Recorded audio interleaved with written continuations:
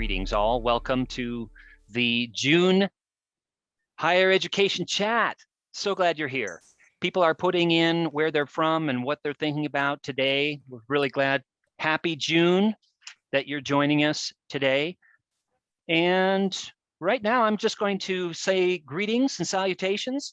Joseph Kursky here on the Esri education team. I'm joined by my colleague, Kansarina Kurnia, and we are thrilled because today we've got Aileen Buckley, our senior research cartographer here at Esri.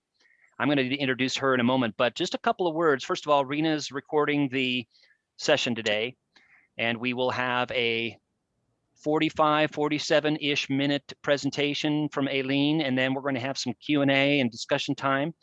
I just want to remind folks that we have a landing page that houses all of our chats from the last, we've been doing these since early 2020. I'm really glad to have Aileen today as another wonderful chapter in this archive. So if you missed a chat in the past and you want to find out about the new map viewer or anything else we've talked about in the past, feel free to go to this hub site. ArcGIS Hub is what's powering this. And of course, you have access to ArcGIS Hub, and that's actually one of our chat topics, isn't it, Rena? So another reminder, though, that in July, it will be right before the Esri user conference. It'll be the week before. So we're not going to actually have a higher ed chat that month, okay, to get you just ready to go for the user conference, which actually will run from July 12 through 15-ish. Maybe a session on the 16th, but 12 through 15 July is the Esri UC. And then later on this month in June, on 21 and 22 June, we've got our Esri Education Summit, which is an education-focused event that we'd love to see you all at. Both of those events, the June and July event, are virtual, and there's no charge. We'd just love to have you there joining us.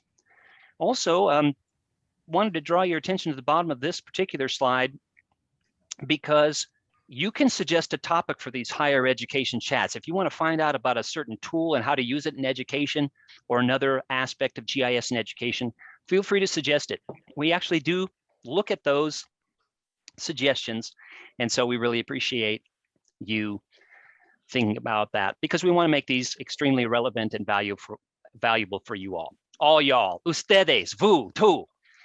So it is a great honor that I've got here to introduce Aileen Buckley today. Aileen is one of our senior cartographers here at Esri, and she is a great friend and colleague and one of my all-time favorite instructors and researchers. She's also the co-author of one of my all-time favorite books on mapping and cartography, Map Use, Reading, Analysis, Interpretation, 8th edition, I think, Aileen, it is in now, from Esri Press, and also the Atlas of Oregon. She's been a long-time supporter of education, from serving as instructor at the University of Redlands, the North American Cartographic Information Society, CAGIS, the California GIS Community, the International Cartographic Association, and many other organizations. She's been a long-time educator, researcher, and developer, and we're thrilled that you've carved some time out of your busy schedule, Aileen, to join us today for our higher ed chat for this month, which again, folks, is about visualizing multivariate data. So I'm going to stop sharing and turn it over to Aileen, but thanks again, Aileen, for joining us. Okay, thank you. Okay, so this is what we're talking about today, is the multivariate mapping with ArcGIS. And what this presentation focuses on is multivariate mapping. I'm going to give you some background information on multivariate mapping, and then we'll dive into how you can make multivariate maps in Pro and in ArcGIS Online. So there's a link to a Pro package, and Joseph will share that with you. And if you want to, you can download that Pro package from ArcGIS Online and follow along with the demo that I'm going to be getting to in just a little bit. And so feel free, but otherwise just sit back, relax, and follow along. So our colleague John Nelson did a great job of talking about multivariate mapping in his entry in the Geographic Information Science and Technology body of knowledge. So be sure to take a look at it to see what he had to say, and also to see the many map examples that he used to illustrate his ideas. But for now, I'll just summarize some of John's main points. First, what are bivariate and multivariate maps? Well, they're maps that encode 2 or more data variables concurrently into a single symbolization mechanism. And why would we want to make them? Because they help to reveal and communicate relationships among variables that might not otherwise be apparent via the standard single variable techniques. But there is a trade-off with these maps, because even though they offer a novel means of visualizing the nuances that may exist between the variables, they're inherently more complex. So you have to keep that in mind, because they take more effort on behalf of the map reader to comprehend. That said, there are ways to mitigate the possibility of incomprehension or misunderstanding, including, for example, a thoughtfully designed map, a helpful legend, and other marginalia. Let me just ask, are you hearing a ding like that comes in with the chat, or is that you're not hearing it? Awesome. Okay, that's just in my ears. Just the co-host or the host, Aileen. Okay, good. All right. So I'll just keep the ringing in my own ears then. First, we're going to talk about multivariate mapping with ArcGIS Pro. In Pro, the mapping method is the first thing you'll choose when you change the symbology of a layer. And this is something you select on the primary symbology pane.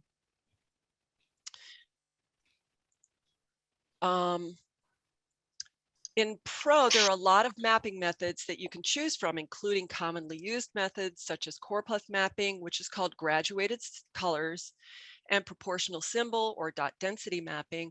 But you can also use bivariate colors, which is the same as bivariate choropleth mapping. And in addition, you could show your data as charts on a map, or you can summarize your continuous quantitative data using a heat map. For more complex symbology like military map symbols, you can use a dictionary. In ArcGIS Pro, the primary symbology you choose may inherently be a multivariate mapping method, or it may be a method that can easily be used to show more than one variable. You can also create multivariate maps using the second tab on the symbology pane. This gives you the option to vary symbology by attribute and to allow symbol property connections. This means that you can use other attributes in your data set to vary certain aspects of the symbols. So if you choose to vary symbology by attributes, the things you can vary will change depending on the primary symbology method that you've selected. And if you choose to allow symbol property connections, you'll be able to connect most symbol properties to a value in an attribute field or an expression. The properties you can connect will depend on the type of symbol layer you're working with. So if the combinations of things you can map, so the combination of things you could map in a single symbol is really not a limiting factor for multivariate mapping in ArcGIS Pro. But the more you load onto a symbol, the less it may be understood, which brings up a crucial point for multivariate maps. You always have to be thinking about cognitive load, or the amount of information that a person's working memory can hold at one time. When creating multivariate maps, there are a number of things to consider. You'll want to think about which variables can or should be combined or compared. To determine this, you could explore the relationships among variables in advance using, for example, spatial analysis, scatter plots, or other types of visual analysis. Then you need to think about the best way to map each individual variable, as well as the best way to map combinations of variables. Also, any assumptions about the mapping methods themselves must be understood. To explore this a little further, let's take a look at the example of bivariate choropleth maps. Arguably the most common thematic map type, choropleth maps do two things. They show overall geographic patterns, and they make it relatively easy for map readers to identify specific data values. Because they're so common, they're likely to be more easily understood by map readers who've seen them before. The term choropleth comes from the Greek terms choro for area or region and plethos for multitude. That means that choropleth maps should be used to show quantitative data within areal units. So they can be used when your data are related to areas like counties or zip codes, are standardized so they don't show counts or amounts, and represent a field rather than an object, such that all locations have a value. For all choropleth maps, there's an assumption that the data values are homogeneous within the areas. That means that the value for an area such as a county relates to the entire county. And abrupt breaks can occur at the boundaries between areas. This might be related to variations in the population, policies, or other factors, but it could also be related to how the data are collected within the areas. Finally, there's a set of important and interrelated decisions to make when creating a choropleth map. In ArcGIS Pro, you're guided through these decisions by the interface. Let's see what that looks like for bivariate choropleth colors symbology. First, you select your two variables of interest, and then you're immediately prompted to normalize them. The classing method defaults to quantile, although you can change that. But for bivariate choropleth maps, the quantile method is often recommended. So you're looking at the same proportion of high and low values in each distribution. For choropleth maps that show a single variable, a rule of thumb is to use no more than 7 classes, depending on the hue, so that readers can still distinguish the colors. But keep in mind that for bivariate choropleth maps, the number of classes is the total number of colors in the grid, which for a 3x3 grid is 9. So that's already starting to push the limits. Finally, you choose the color scheme, like the one shown here called pink, blue, purple. So let's take a little time to explore the bivariate color scheme options in ArcGIS Pro. We can categorize these by the types of distributions for which they should be used. Almost all of them are appropriate for distributions in which the values for each of the variables range from low to high or vice versa. But taking a closer look, we can see that 3 are clearly different. These schemes are appropriate for distributions that are diverging, qualitative, sequential, or diverging, sequential. All of the color schemes relate directly back to Cindy Brewer's color research.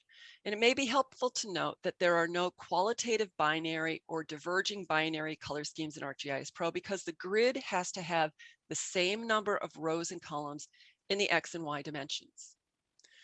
Also, it might be useful to note which color schemes are colorblind friendly. There are 3 sequential color schemes and 1 diverging sequential color scheme that fit that bill. That said, it is possible to modify the colors in any color scheme. You do that by right-clicking Format Color Scheme, and in the color scheme editor that opens, you can modify any color in the grid. You can also change the transparency of the colors, and you can rotate the array, which will impact which colors are assigned to which data values. Let's also take a couple of minutes to talk about color schemes in ArcGIS Online. In ArcGIS Online, color schemes are referred to as color ramps. 150 new color ramps were added to the new map viewer, so there are now over 370 color ramps. The new map viewer also provides filtered sets of color ramps, including sets that are colorblind friendly. In fact, the majority of color ramps available in the new map viewer are colorblind accessible.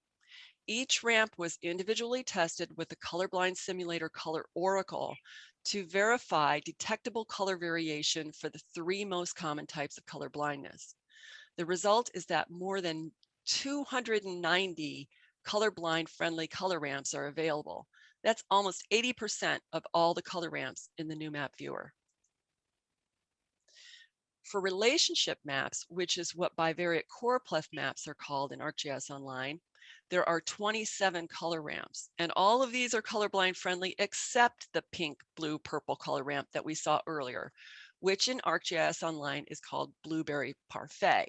So I'm just going to make a quick comment that I really love the names of the color ramps that are used in ArcGIS Online, much more creative than pink, blue, purple, but that's okay. We're sort of back to the old ArcInfo naming conventions for colors like Dodger blue, if you happen to go back that far like I do.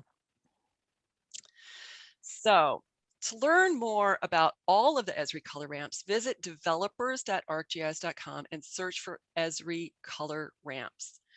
On the web page that opens, you can see all the color ramps, and you can interactively search them by tags, the number of colors, whether you want to see ramps that are colorblind friendly, and if you want specific colors defined in hexadecimal values. Once you find a ramp you like, you can even copy its values. For this part of the presentation, feel free to follow along using the project package that you can download from ArcGIS Online. This project uses the 2019 County Health Rankings data from ArcGIS Living Atlas. We can use the new data engineering tools in ArcGIS Pro 2.8 to do some preliminary exploration of the data. You access the tools very easily by just right-clicking the layer in the Contents pane and clicking Data Engineering.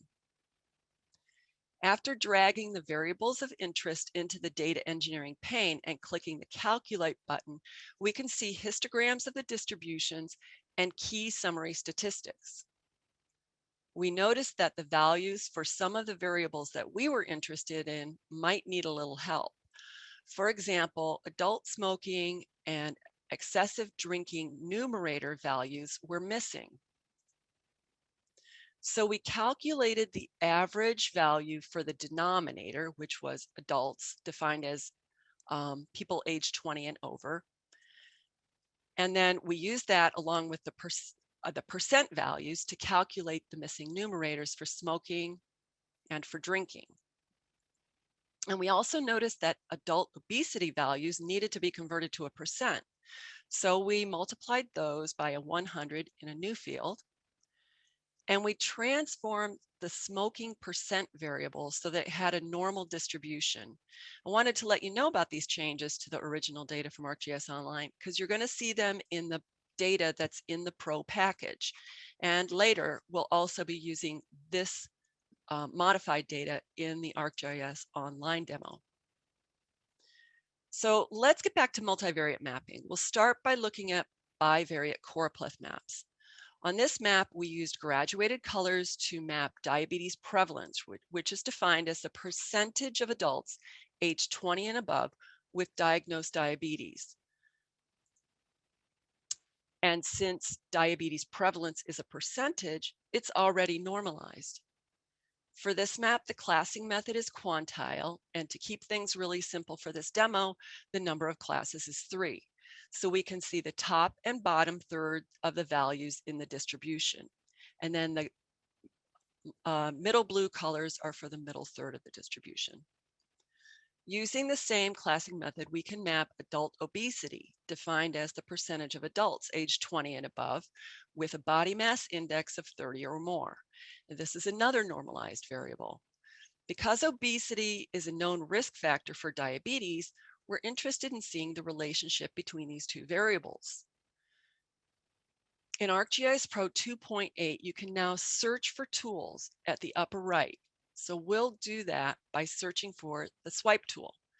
And then we'll use that tool to try and visually compare these two distributions. And it appears there might be some large areas where the high values for diabetes coincide with high values for obesity. But perhaps a better way to look at these two distributions is to map them using bivariate colors so that we can see both variables on the same map at the same time. The two fields we're mapping are diabetes and obesity.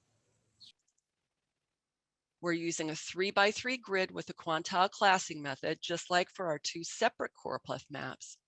On this map, purples show where you can find both diabetes and obesity, and the darker colors indicate that the values are higher. Using a 2x2 grid shows the top and bottom half of the values in both distributions. And using a 4x4 grid shows a lot more variation in the middle values. There are some additional options for this, but we're actually going to cover those in ArcGIS Online. So we'll move on for now to dot density maps. This is another way that you can show both variables on the same map at the same time. Dot density maps are a simple yet effective way to show density differences in geographic distributions. They've been popular for over 150 years because they're easy to understand at a glance, and they show us intuitively where things clump or cluster. There are two basic types of dot density maps, and both of them can be made with the same interface in ArcGIS Pro. One-to-one dot density maps show one dot as one object or count, and one-to-many dot density maps show one dot as a number of things or a value. For example, one dot equals 5,000 people. There are at least 3 advantages of dot density maps over choropleth maps. You can use a dot density map to show raw data values, such as counts or amounts, or standardized values. The data don't have to be tied to enumeration units, and you can easily show multiple variables. As an added bonus, single variable dot density maps work well in black and white when color isn't an option. For our dot density maps, we switched the variables to be the numerator of the normalized values used in the previous maps. On this map, obesity is shown in pink, and on this map, diabetes is shown in blue. One dot equals 5,000 people for both of the variables. And notice that adult obesity is the first field shown in the Symbology pane. This is the same map, except the order of the variables is switched so that obesity is shown second. It's important to note that the order of variables will affect the display of the map. Let's look at these maps one more time. On this map, obesity is on top, and on this map, diabetes is on top. But what if we blended the colors like we saw on the bivariate colors map, so that where there's both diabetes and obesity, the color is purple? To do that, we click the Appearance tab, and on the Effects tab, we click the down arrow for Feature Blend. We'll choose Multiply to multiply the values of the colors on the top with the values of the colors on the bottom.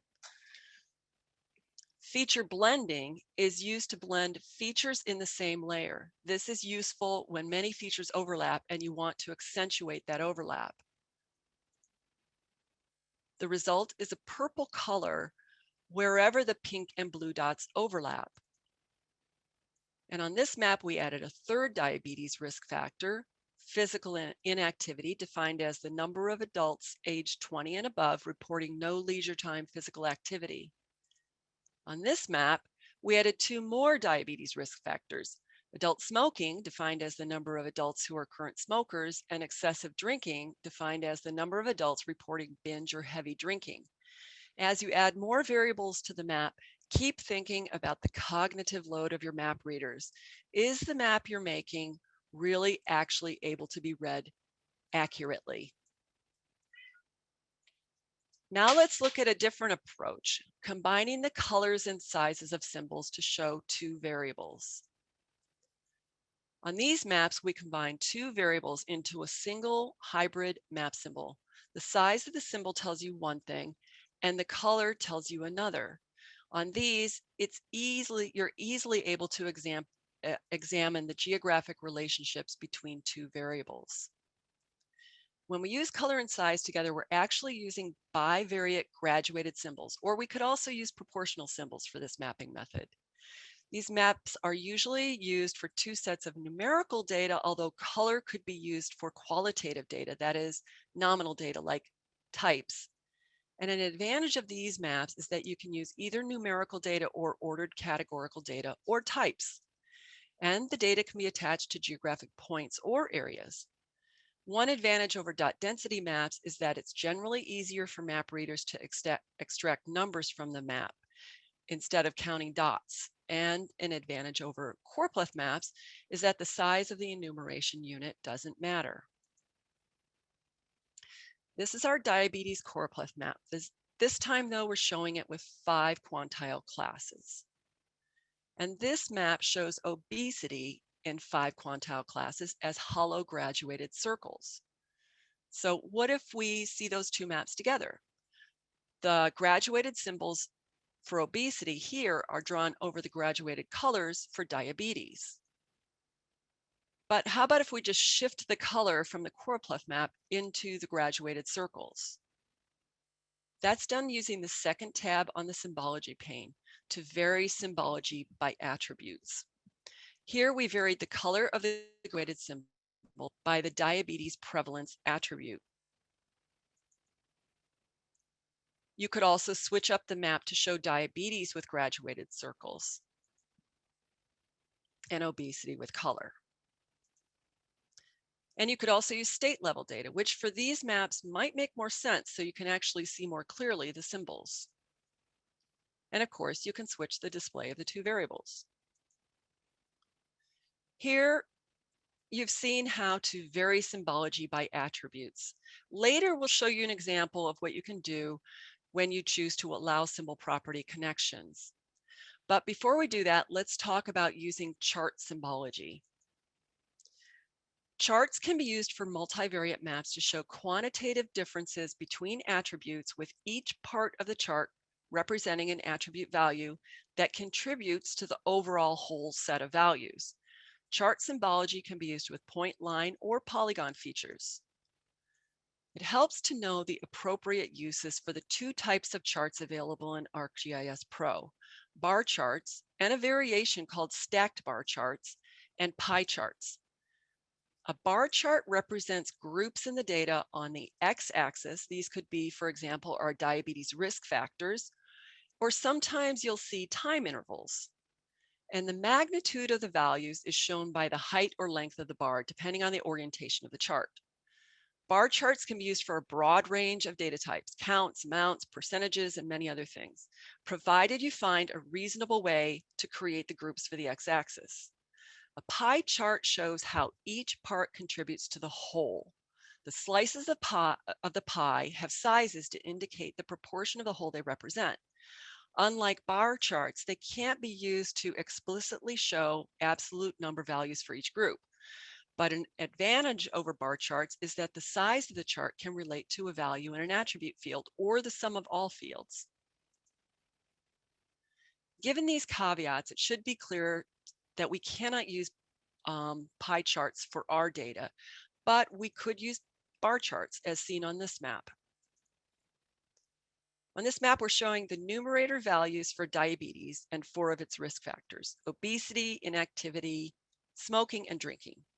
Each variable is shown as a different colored bar, as we can see in the legend, and the height of the bar reflects the magnitude of the value.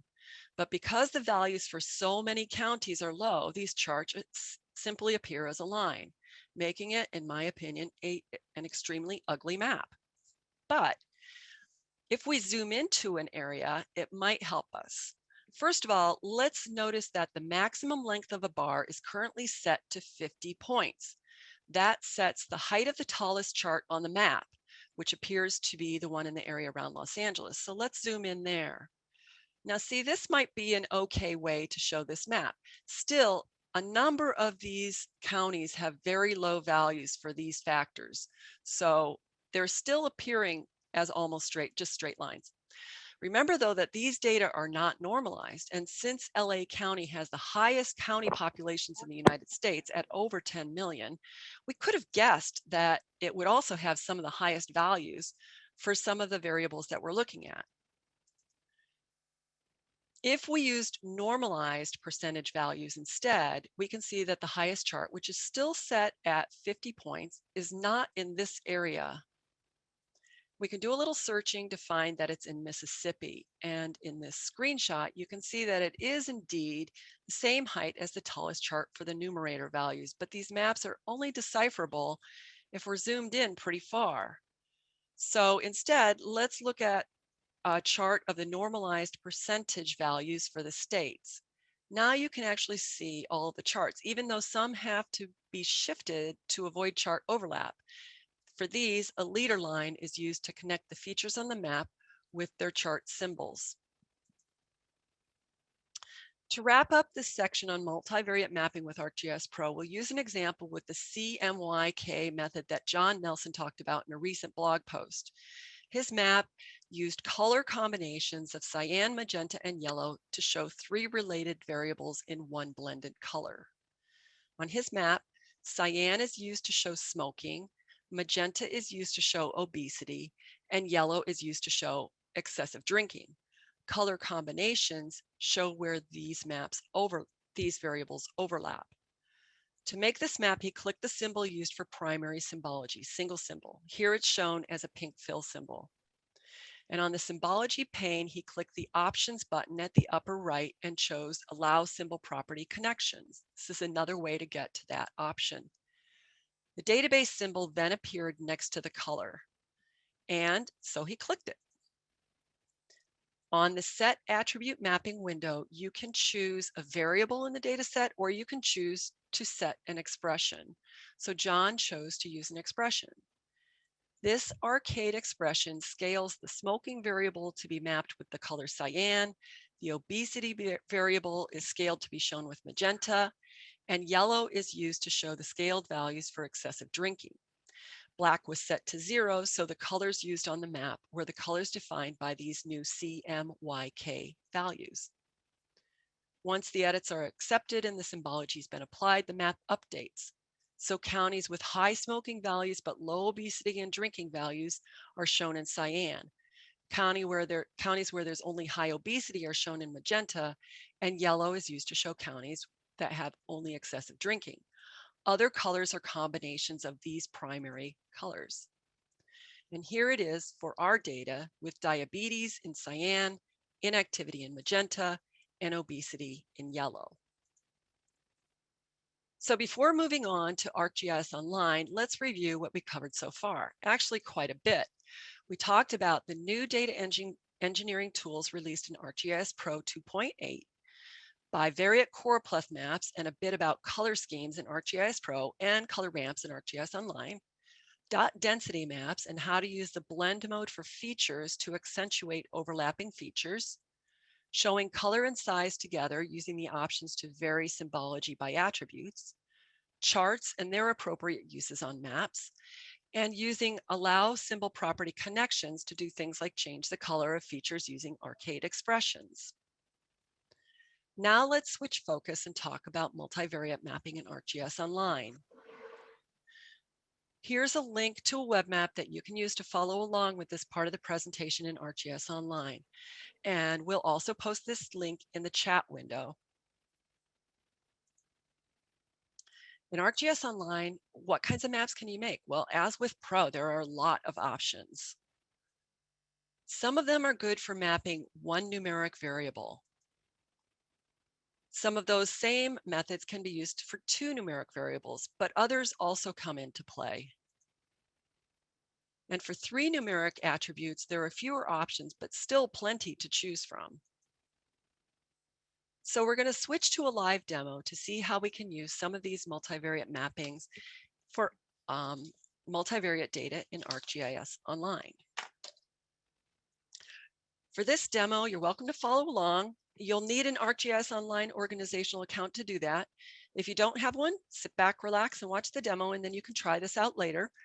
To open the web map, use the link in the chat window. That opens this map in ArcGIS Online. This map is similar to the one that you saw for ArcGIS Pro demos. It contains the county health rankings data with the 2019 data that we modified earlier. So I'll click that layer to see its properties. If I have it chosen over here, then I can start using the options in the panel over to the right, which are the options for layers in the map. So now I'm looking at the properties of the layer county health rankings data. I'm going to click the X at the upper right of the layers window to give our map some more space. And then I can look down and see what's being used right now to show this layer, but I'm going to close that window, instead open the styles pane so that I can start working with some of the properties. Right now you can see we're looking at one variable, diabetes, with the counts and amounts style. This is the same as graduated colors in ArcGIS Pro. Since we're interested in mapping multivariate data, I'm going to add another field. And now look, I can search for the field that I'm interested in. So I'm going to type obesity, and I'm going to take the new variable, that's the calculated percent values that we added, and use that to show another variable on my map. Now, if I scroll down through these style options, these are different than what I had before because these are the ones that I can use when I have two variables. So we could use color and size, there's dot density. If we scroll all the way down to the bottom, we can see relationship. That's the same as bivariate choropleth. There's compare A to B, types and size, and these two predominant ones. You can always use location, just a single symbol for any of the however many variables you have in your map. But let's start with color and size, which is what the map defaulted to. So I'm going to click color and size, and I can see that color is being used, style options, color is being used for diabetes, and size is being used for obesity. If I go back one pane and just change the order of the variables at the top of the pane and go back into the style options, I can see now that obesity is being used for the color and diabetes is being used for the size. Let's take a look at the colors. Here, I'm going to click the color ramp and I'm going to scroll down a bit to see all these color ramps. And let's click the down arrow next to all color ramps and let's take a look at the colorblind friendly color ramps. I'm just going to pick a couple of these and I want you to notice that the map updates immediately so that this WYSIWYG property of the new map viewer really helps you make styling decisions on the fly. So we're going to change the color ramp to blue 12. That's this one right here. And you can notice, though, that the high values are now being shown with the light colors. This is counter to the way that human mind interprets darker colors. We all automatically see darker as more. So we're going to click reverse the ramp colors, and we're going to show the darker values with the darker colors for the higher values. Note that I can change also the fill transparency, and I have some options for working with the outline of the symbol itself. But this looks pretty good, so I'm going to close that window, and I'm going to go back and take a look at the options for the size values for diabetes. First of all, I'm going to choose the symbol style options, and I'm just going to change it to a square. I could rotate the symbols, but that doesn't really make much sense for these guys. Squares are squares, no matter how you rotate them. And you can see that I can also modify outline properties for the symbol again. But this looks okay, so I'm just going to close this window. Oh, wait, one other thing I do want to do is go back to the style options for the counts. I'll go to that symbol style, and I'm just going to turn off the outline. And then I'll close that window. And now let's scroll down and take a look at how this is being classed. We can really see a lot of coalescence of these symbols. So we want to change the size range. We'll just drop that size range down to 1. And I'm going to type in 14 to change the highest value for the symbols, the highest size for the symbols. And if I take the slider on the histogram and slide it up a little bit, I can see that the smallest symbols are being applied to more of the counties. So I'm just going to slide that up and I'm going to set it by typing in 5. So now we're really focusing more on the larger symbol sizes, which is where there's more diabetes, which is what we're interested on for this map. So next, let's take a look at the options for the background symbol. I can click the symbol style, and I can see that I could change the fill for the backgrounds, which is the counties in this case. So let's see what that looks like. I'm going to change the fill to a gray, but it's pretty dark, so I'm going to set the transparency to about 70%. For the outline, I can click colors, and again, I have the same choice of gray colors, but I can click custom color, and let's pick some kind of a blue, but make it really, really dark. And scrolling down, I can see that I could set a value for that color either using HSV, RGB, HSV, or hexadecimal colors. I can also set the outline transparency, which right now is set to 75%, but I'm going to change this to 55% so you can see what happens on the map. That line becomes much darker. And if I go down and set the stroke, you'll see that I have options for all sorts of dashes. This is going to make it really ugly, but I will do that. And right now I have the option set to adjust the width automatically. If I turn that off and I adjust my width to something like, say, 3, these lines are going to get thicker. And because I've turned off adjust width automatically, whether I zoom in or out, those lines are going to stay the same size. For web mapping, usually you want to adjust the display of the symbols so that when you're zoomed in, they're appropriately displayed. So we would turn that back on. All right, so that's background symbology.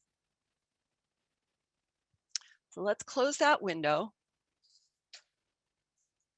and let's move on. Let's go back from the style options all the way to choose relationship. And here, I'm going to look at the style options. Notice again, I'm using adult obesity and diabetes. Let's take a look at the style options. And here I'm going to click the color ramp. And here's that blueberry parfait. I'm going to scroll down. First of all, let's go ahead and use colorblind friendly. And let's use this one, sunset smudge. When I choose this color ramp, notice that in the legend, that my high values are being shown with the lighter colors. Again, counterintuitive. So all I have to do is click rotate ramp colors a couple of times and I get my darker colors up at the top. Now we'll close this window because we don't want to change the transparency or the outline properties. And on the style options, we can change the grid size. We can also change the classing method, but unlike in Pro, if I click the arrow next to either one of the variables, I can interactively change the breaks for the classing for that variable. In Pro, the same classing method and same breaks are applied to both distributions. Here, I'm changing the quantile classes by sliding the sliders on the histogram, but I am no longer showing quantiles. And I know that because now my method changes to manual breaks. So I'm just going to change that back to quantile. And then we're going to scroll down and take a look at a couple of the other options. First of all, I'm going to just click the arrow next to adult obesity again to give less space to that in the window. And I can see that I can change the focus. Now watch the legend and the map together. If I change to low values, the legend changes, but the map doesn't. I can choose other combinations as well. Again, this is only changing the legend, not the map. And I can change the labels by typing in what I want. And there's this option to change the transparency of the colors in the grid by a field. So we learned, well, let me just say, just because you have the ability to use options doesn't mean you should. In this case, I don't think it's a great idea, at least for this map, because we're already varying the lightness and darkness of the colors in our grid by the two variables that we're interested in, obesity and diabetes. On this map, those colors are again modified in lightness by the population. So now it is extremely difficult to make any sense of the colors on this map unless they're at the very extremes. So I can probably interpret these really saturated colors.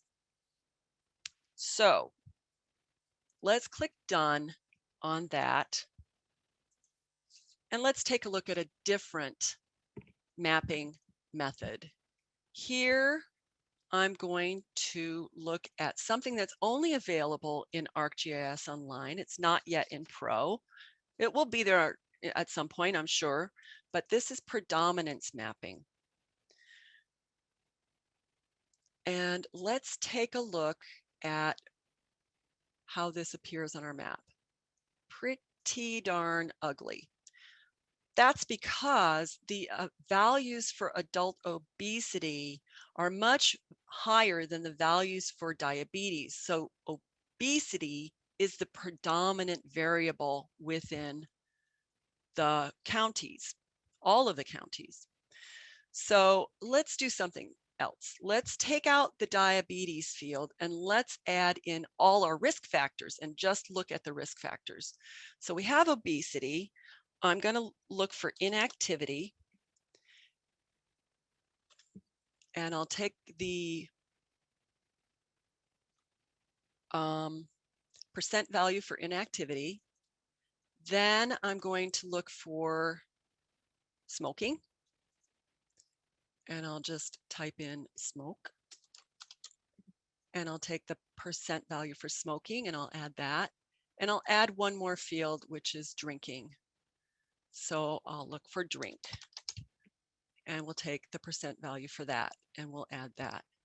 Now, if we look at our map, we can see that there is some variation in these counties. Where there's green, smoking is a predominant risk factor. Yellow is physical inactivity. Blue is drinking, and red is obesity. So let's take a look at the style options for the predominant category. We can change our color ramp, and we can also change the transparency by the predominant percentage. What this says is that as it's more predominant, it's a darker color. So if I turn this option off, then I just get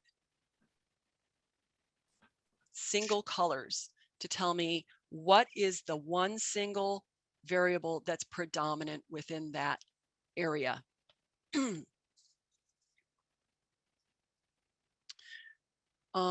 We'll go back to turning that back on because that probably looks a little bit better.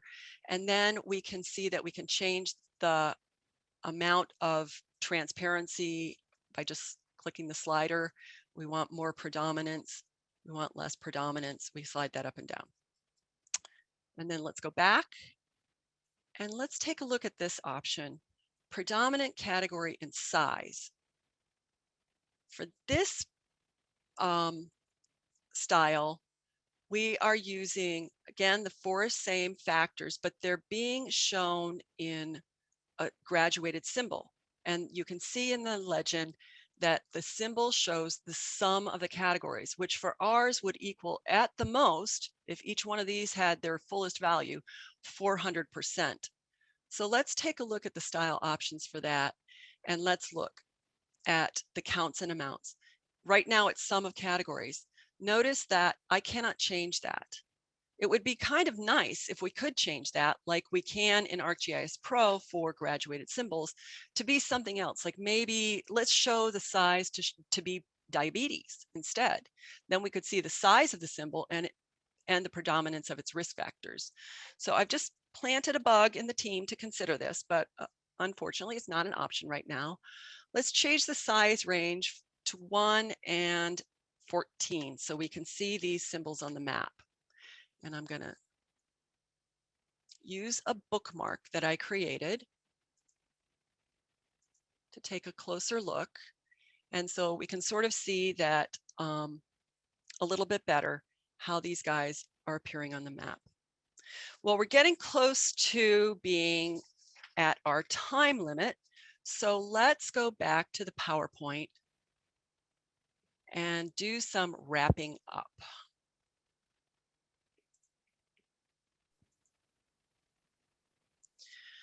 All right, let's review what we covered in multivariate mapping for ArcGIS Online. We talked about the various methods and whether they can be used for 1, 2, or 3 variables. We looked at colors and size. We explored options for changing the background symbol, and we looked at relationship mapping. We also looked at predominance. And I want to point out that there's dot density mapping. It's very similar to Pro, so we didn't take the time to look at it here, but there is the option to use that as well. And I'll wrap up with some resources that you can tap into to keep learning about mapping and multivariate mapping with ArcGIS Pro and online. First, there's the ArcGIS Learn website, learn.arcgis.com, with loads of lessons, links to blog posts and Esri articles, and even learning paths to direct you through the content that relates to what you're specifically looking for. And then there's the ArcGIS blog. A lot of this content also ends up on the Learn website, but topics like the Map Viewer beta are often well discussed here. And you won't want to miss checking out John's personal blog, Adventures in Mapping. This chronicles his prolific contributions to the art and science of mapping, and it's a great resource for learning how to make unique and professional looking maps with ArcGIS Pro and ArcGIS Online. And recently, he posted a number of blog entries about multivariate mapping, as well as 3 videos that you can find on YouTube. So with that, I'll stop and I'll take any questions you may have. Yeah, thanks, Aileen. This has been amazing. I've got a couple here that I've culled from the past, but folks, feel free to insert more. There's a couple of there's numerous gems here. One that struck me was that you've got this nice balance between you're using and introducing tools that may or may not be familiar to folks, but then you're also threading in there your wonderful comments and very appropriate comments about just because you can doesn't mean you should, which I think are very instructive for all of us in the educational community and good messages for students and fellow colleagues. Also, I just wanted to make sure that people didn't miss that really nice, I think many people know about this, but that very nice way of serving the data. So you've got that ArcGIS Pro package, for example. That's a great way of getting that, that package out there for students to be able to just start, they download it, it goes right into Pro, they can use it. And then on your ArcGIS Online segment there, that section where you've got the data sitting there that the students can go ahead and just open right up in the map viewer. And then the last thing I wanted to mention here before I get to the couple of questions is that many of the things that you shared in the new default map viewer in ArcGIS Online, it's really exciting to see some of the capabilities from Pro being, easing into ArcGIS Online and some of the power there. And just as a reminder for folks that may have joined us late, if you look at the January higher education chat, we had a whole chat about the map viewer that Aileen was showing today. Also, as Aileen mentioned a little ways in, we have the Esri Higher Education Summit. Well, actually, it's the Education Summit. It's K through 12. It's higher education. It's community, technical, tribal colleges. It's all levels and aspects of education coming up in just about 20 days from now. So 21 and 22 June, Monday and Tuesday. So please join us for that. Okay, couple of questions for you, Aileen. Thank you so much once again. I've learned a lot, and I'm sure that everybody has. Jason Jackson asked earlier on, does the circle use a square root function to be representative? There was something about diameter being visually misleading. Can you follow up on that a little bit? Yeah, Okay. The square root function is more appropriate for scaling a 3D symbol because it's volumetric. Here, it's simply using the increasing the radius. So, but we have, in fact, written in blog posts in the past about changing the way that this symbol is scaled if you use a 3D symbol. So in that case, it is more appropriate. However, that said, you are right. There is a problem sometimes with people interpreting the sizes of graduated symbols. So there is something called Flannery compensation, where we increase the larger circle sizes using a logarithmic scale to get the larger circle sizes a little bit higher, and people are therefore able to more accurately decipher their the values that they're related to. And that is a click button option right on ArcGIS Pro.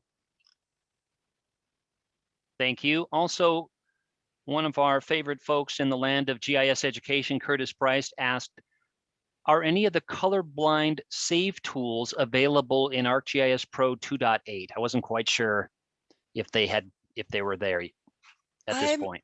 I don't know what colorblind save tools are, so I don't know that I can answer that question. Maybe Curtis can input more into the chat. If I could share an additional resource, there's also the cartography MOOC, the massive open online course, which is one of my, I don't know, I think it's a treasure. It really is. That they've got, the instructors have personality, they have vibrancy, and they are very knowledgeable. And John Nelson is actually one of them in our cartography MOOC.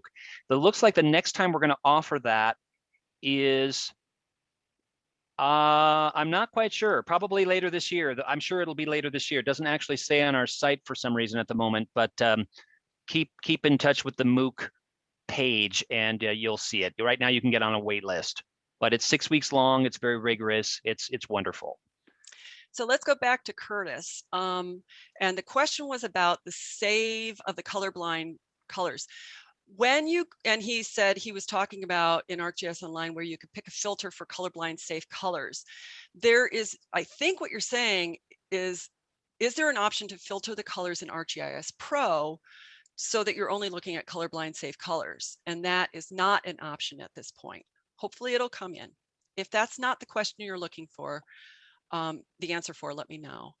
Also, I can see from Audrey that she's saying, can a wind barb symbology be shown in different directions using meteorology symbols on the same map? Absolutely. In ArcGIS Pro, this is the option. That's the second tab over on the Symbology pane. Vary Symbology by attribute. Point symbols can be rotated. You have to have a variable in your data set that says which direction do you want it to rotate. You have options for both geographic and arithmetic rotation. So make sure your values are the right, that you're assigning the right kind of rotation to the values in your data set. And one of the lessons in the Learn library is about mapping real-time weather. And one of the variables in there is a wind variable, current wind speed and direction. A reason why I mentioned that is I'm actually the author of that particular lesson. So I know that that's part of that lesson where you, in ArcGIS Online, you're actually rotating the wind variable direction appropriately. Yeah, very powerful. Mm-hmm. Let's see, any other questions? Can you provide a comment on the applications regarding symbology, applied weights, and ArcGIS Online for making multi-criteria decision-making? That's really not multivariate mapping. Unless, I guess, what you're trying to show is the variables that are going into your well, okay. So I think what you're saying is I'm doing some multi-criteria decision-making. I want to show all the criteria that I'm using and I'm applying weights to those criteria. So how can I show on a map what the criteria are and how I'm weighting them? So if you have values in your database that are the weights, then you can use the same kinds of methods that I've been showing you. I would probably start with predominance mapping for that, because all of that's, I mean, ideal, because all of the values end up to be the ultimate criteria value. And then also dot density mapping would work. So I would take a look at those two in ArcGIS Online. Sure. Thanks. Joseph, there's a question for you. Current wind info is in Living Atlas. What sort of historical wind data do you need? Yeah, that's that was me responding right. to Janessa. Yeah, I was saying Mm-hmm.